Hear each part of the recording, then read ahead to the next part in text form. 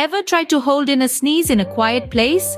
Picture this: a tranquil library, a sanctuary for knowledge seekers. Two friends immersed in their books are trying to crack the code of quantum physics.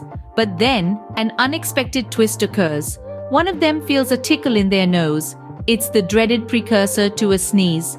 His eyes start to water, his nose twitches, and he makes every possible funny face in an attempt to stifle the impending explosion. His friend, noticing the struggle, decides to play the hero. He starts making all sorts of absurd noises, like a malfunctioning robot, trying to cover up the potential sneeze.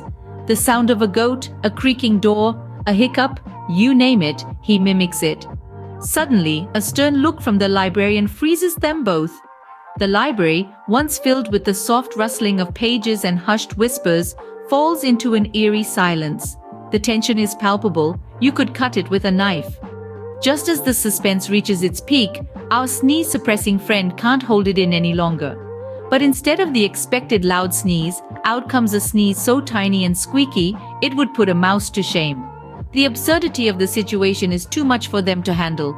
They burst into uncontrollable laughter, their giggles echoing through the library, drawing even more disapproving looks from the stern-faced librarian.